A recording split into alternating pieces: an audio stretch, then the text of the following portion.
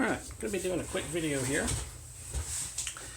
about the new Daniel's Defense AR magazines. I'm going to compare them to a few other magazines I have on hand. I've got an aluminum GI magazine. This is a stainless steel GI style magazine. I've got a hex mag. This is a Gen 2 P mag. And I have a Gen 3 P mag. I do have 30 rounders, but they're buried in my stash. So this 20 rounder will stand in for them. So, first things first, with this, I picked this up to give it a try, see how good they are. They are new to the market. And I wanted to buy at least one just to give it a try before before buying several of them. Now, we'll go into some of the stuff I noticed about this. I haven't got to do any function testing yet, but there were some things I noticed about it that I thought I would do a video about. So, first things first, we'll go over the features of this magazine. The first thing is that these are 32 round magazines rather than the standard 30, so you get 2 extra rounds. Now, it's a very similar overall size to other standard magazines. It is just a little longer. Even without the base plate, I measured it, it's about a 1/4 inch longer. So, but it should still fit in a mag pouch with no problems. Other things about this magazine is that it uses a carbon fiber reinforced polymer. This it's pretty nice. It's very stiff polymer. There's hardly any flex in it at all. I can barely flex it even up here at the feed lips. The mag pull, the Gen 2 P mag, there's a little flex in the body and a little bit of flex up here at the feed lips. The Gen 3s are a little stiffer. They reformulated the polymer, but you do get a little bit of flex at the feed lips there too, but it's very minor. I don't think it's a problem. I mean, they've been around for a while and no problems at all. This hex mag here, there's significant flex in it. Well, I wouldn't say significant, but it is more than these mag pulls. So it's fairly stiff polymer. Now, whether or not that can lead to more breakage if it drops and hits something hard, I don't know. It does come with what they call a impact absorbing base plate. It has this loop to help soak up some of the impact if it falls on a hard surface. And this loop also allows you to attach something to it, like a bit of cord or a piece of tape or something to use as a mag pull. You can actually get something you can assist you grabbing it and pulling it out of a mag pouch. So that's nice because that is included in the price with the magazine, and mag pull you have to buy those separately. It ends up costing you a couple bucks per magazine to do that. So that's nice, but even with the added expense, if you wanted that for the mag pulls are still much cheaper, but we'll go over the price later. Something else, they said that they have improved the design of the feed lips, but checking against these other magazines, it's pretty much identical, so I think that's just marketing speak. They also mention on its packaging and everything that it has texturing to increase grip, and I really do like this texturing. It is aggressive enough that you're going to get a good solid grip with no slipping no matter what, even with wet hands, but it's not aggressive and to the point where it's not comfortable. I really like this texturing. Probably the best texturing of any magazine I've handled.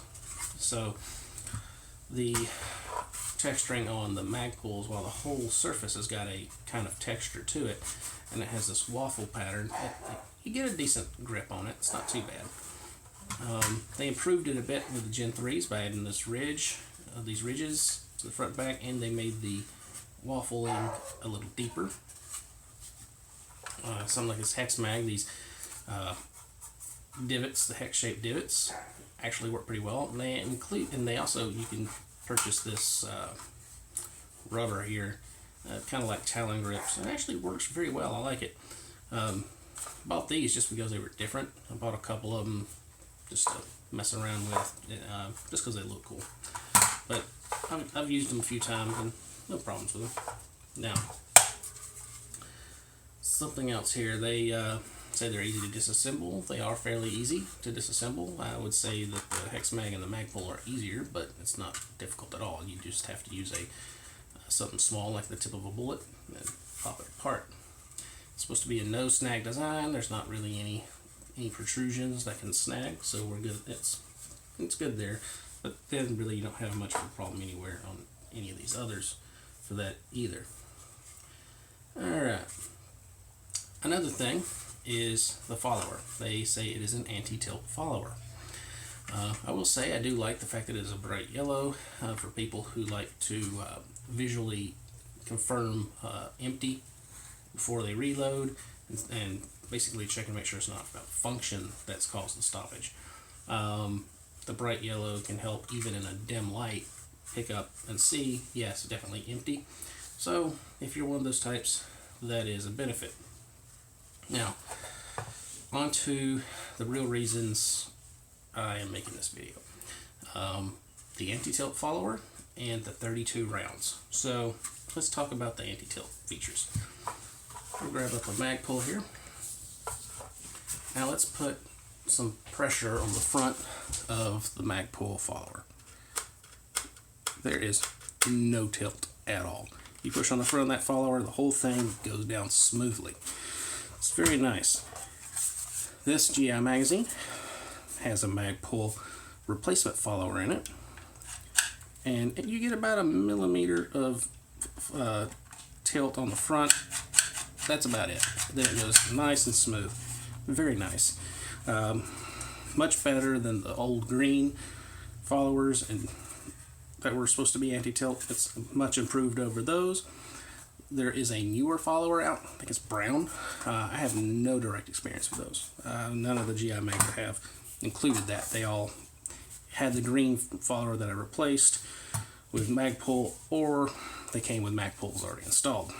Now this is a C Product stainless steel mag. The thing with stainless steel magazines, the sheet steel that they use is thinner than the sheet aluminum. Because of that, the internal volume of the magazine is a little bigger. Big enough that a standard Magpul follower rattles just a bit. So C Products made a copy and increased the dimensions just a little to make it work.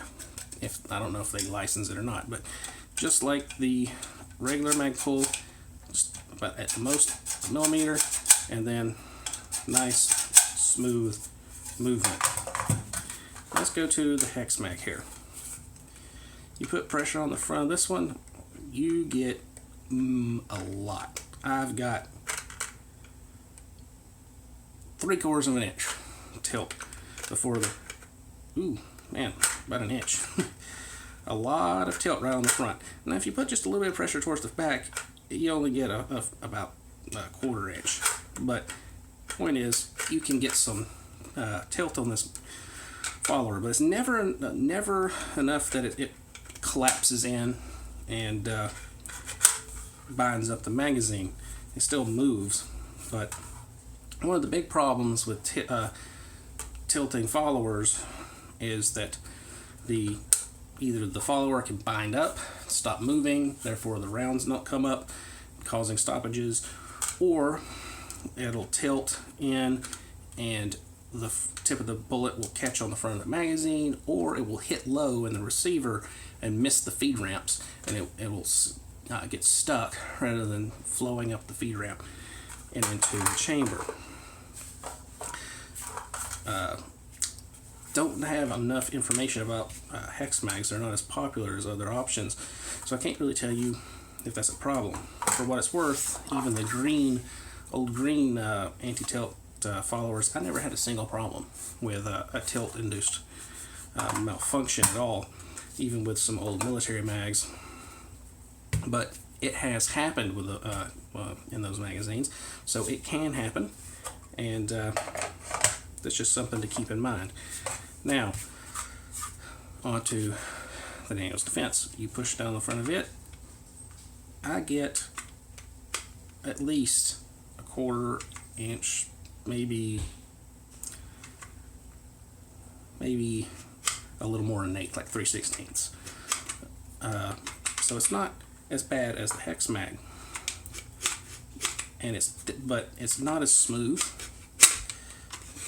as the mag pulls. So while it's anti-tilt overall, it is not as good as the Magpul design. Magpul is still the king of anti-tilt followers, in my opinion.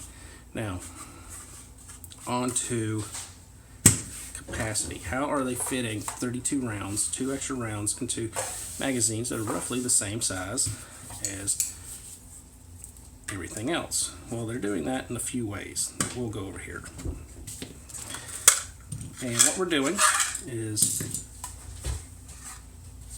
going to take a look at the follower design and the spring. Now, the hex mags, you can take these apart if you can get them there. Oh, it goes forward. There you go. You can do that with your finger. You don't need a tool or a bullet tip at all. And you can do the same thing with Magpul. You don't need anything to push on it, but the way this one's designed is recessed, you need something to push it. So, follower design, anti-tilt. What Magpul does here, you can see the overall shapes.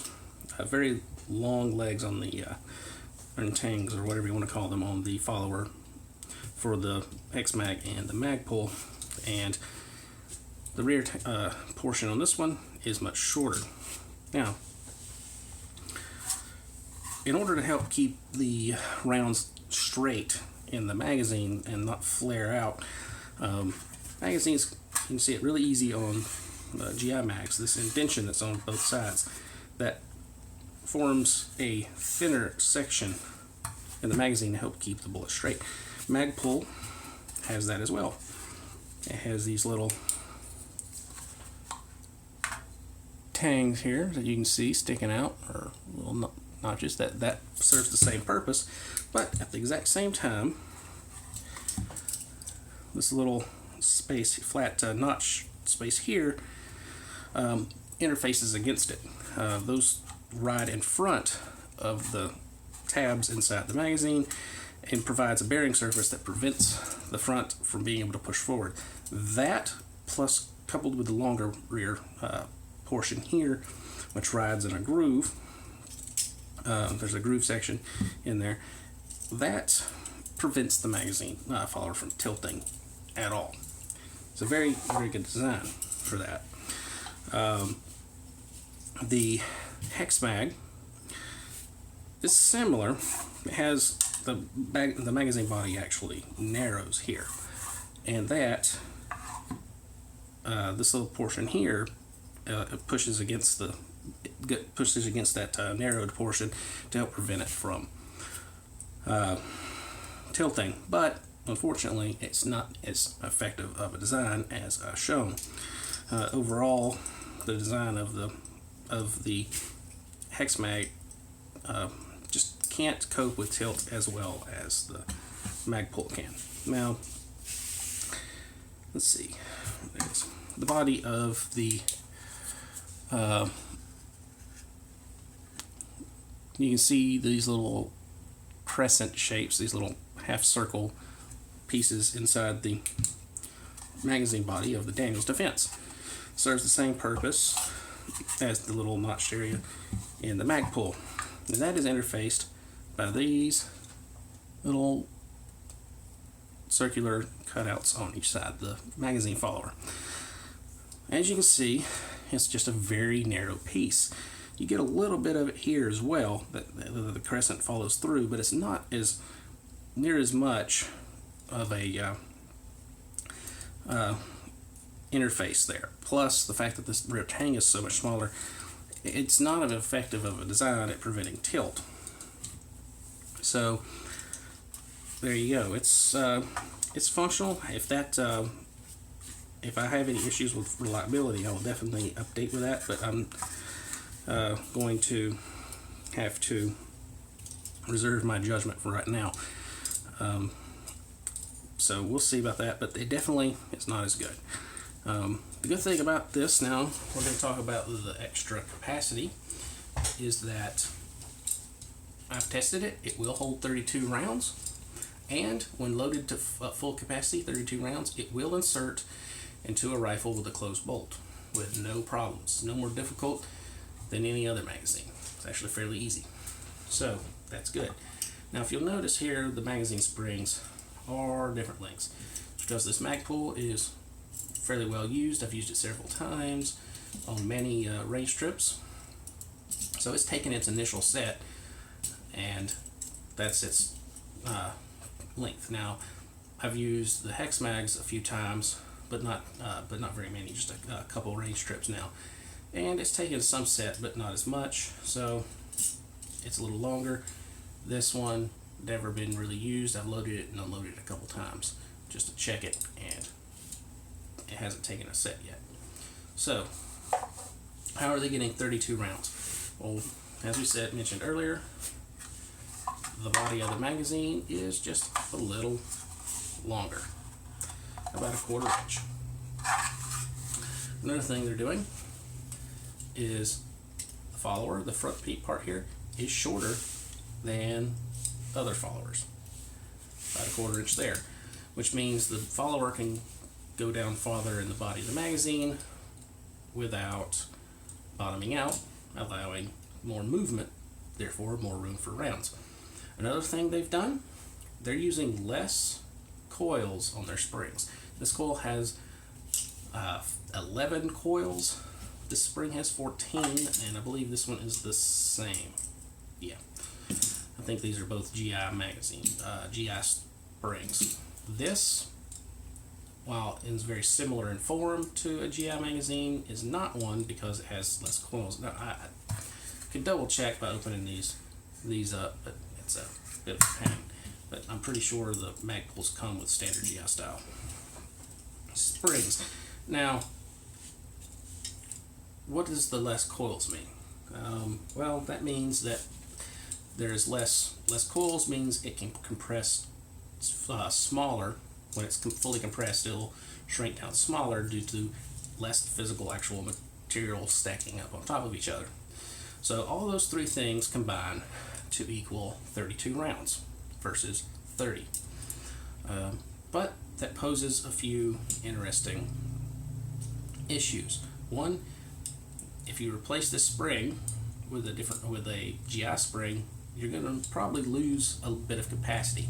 Or if you load it up to full 32 capacity, it may not insert on a closed bolt rifle any longer.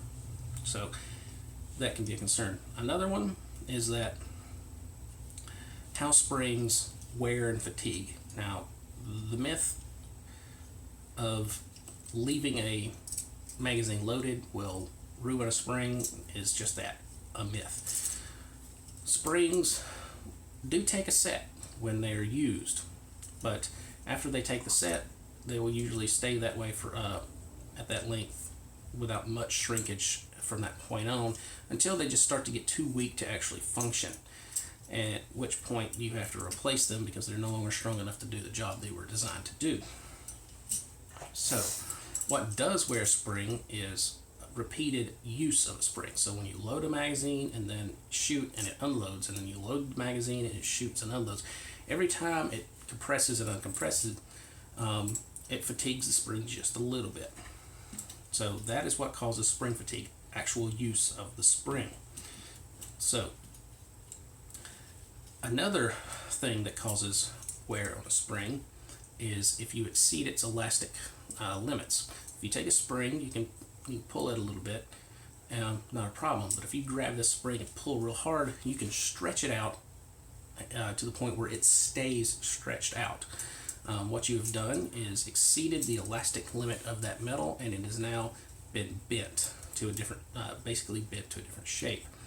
That damages the spring, and you've probably seen people take old springs from really old firearms, stretch them out so the magazines will start working again.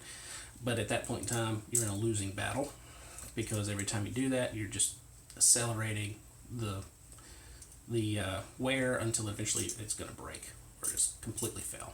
Now, you can do that. The same principle as stretching it too much applies to compression. If you compress a spring too far or compress it past its elastic limit, you can compress it and permanently bend it that way. Now, the springs in magazines are designed to be compressed, so it's not as big of a problem as stretching it would be. They're not designed to work in the stretch by being stretched. So you're not going to usually stretch or compress the magazine too much to cause permanent damage. But what you do is when you push these springs to compress as far as they could possibly compress, you're probably right up on that limit of the ability of that spring. That accelerates wear. The harder you make the spring work, the quicker it fatigues. So if you only loaded the magazine halfway every time you used it, it would last a whole lot longer than it would if you loaded it fully when you used it. Now, why that's significant? Well, have you seen like compact and subcompact pistols where they try to cram in as many rounds as they can in a smaller frame? Well, they have to push the springs and the followers as far as they can go. They shrink up the follower and make the spring compress as far as it can possibly compress, and those springs will wear out quicker. So it's a good idea to, if you're worried about spring fatigue, those need to change more often. You know, it's not something you got to worry about doing all the time, but every few years, you know, if you use the thing a lot, you actually go practice with it, probably a good idea to change it out every couple of years or so, just to be on the safe side. Make sure you're not overly working your springs. But this, and you've probably seen full-size pistols like the M9 pistol, the 226, the new VP9 from H&K. They have 15 round magazines. You can get pistols of the same size that hold 17 or 18 rounds. There's a reason for this. This is a conscious decision made by the designers of the pistols to prevent the spring from being compressed as far. Because you can buy 17 round magazines that are flush fitting, that fit in a 226 and an M9. And if you know you could do that, that means they're allowing the spring to compress farther. So the designers purposely limited the total capacity of those magazines so the springs will last longer. It's very important for pistols designed for military use, because if other militaries or anything like the U.S. military, they never replace springs on any kind of real schedule. They replace parts only when they break or no other thing can be figured out to solve the problem that is occurring with the firearm. And magazine springs are pretty much never replaced. Old faulty magazines will circulate in the system for years unless somebody takes it upon themselves to physically break or bend the magazine to the point where it won't work anymore, which I've seen people do so that the known crappy magazines won't get reissued to some unsuspecting person. So that can be a concern with this spring. It may wear out quicker, and the fact that it is not a standard GI spring means when it does wear out, if you decide to replace the spring, you're going to end up losing a bit of capacity or the ability to close or insert the magazine on a closed bolt. So there you go. Take it for what. Always keep that in mind. And have advice to any military guys out there: if you're about to go on a deployment or anywhere where you're going to be relying on a rifle for your life or pistol for your life, if you're not, unless they're issuing you brand new magazines and they have a problem with you bringing something like a Magpul magazine, buy some springs, put them in your magazines. Buy brand new springs. If you might get in trouble if your armorer finds out you did it, but in all likelihood they all look the same. They're probably not going to know. And frankly, I think If it was me, I'd rather get a little chewing out for replacing a spring than have to worry about my magazine causing a malfunction when it really doesn't need to be malfunctioning. So, pricing. GI magazines, the aluminum and stainless steel, I can find them for $10 or less, pretty much anywhere. The Hex Mag, that was about 14 bucks. It looked neat. It was just something different. That's why I got it. I probably won't be buying more of them, but hey, it looks cool. Now, Magpul. These can be got for $10 to $12 just about anywhere, these Gen 2s. I can find them for that price just about anywhere. They don't include that little cover, but I don't really need it. The Gen 3s I can find for about 12 to 14 bucks just about anywhere. The Daniels currently running for 20 bucks, and I just don't think almost double the price of a Magpul is worth 2 extra rounds. I don't. It's well built. I really like this check string. Honestly, it's awesome. But to me, I just don't think that extra money is worth it. But they're well built, so if you want some, by all means, pick them up. If I have any problems with this magazine, I'll definitely be mentioning that. Something I just thought about. The little dust cover things they got for the Magpuls. It's supposed to protect the feed lips. You gotta remember, if the magazine's loaded in your rifle, those feed lips are not under tension because the bolt is pushing down the top round, so it's not actually resting against the feed lips. It has to for clearance. Think about it. When the bolt comes back, then the bullet will pop up a little farther, and the bolt can push it forward. So the bolt has to be able to reach down into the magazine. Therefore, the bolt will push down the top of the top round slightly, take some tension off your lips. So if you're using one of these to in a self-defense rifle, don't worry about the feed lips deforming when it's sitting in your rifle. Now, if you're just leaving magazines loaded and stashed somewhere for months on end, maybe even years, maybe throw that dust cover on there. So there you go, little sidebar to this. And there you go, my thoughts on this magazine. Seems well constructed, but it is expensive for what it is, and I just don't think that cost is worth those 2 extra rounds and the possibly less tilt resistant follower.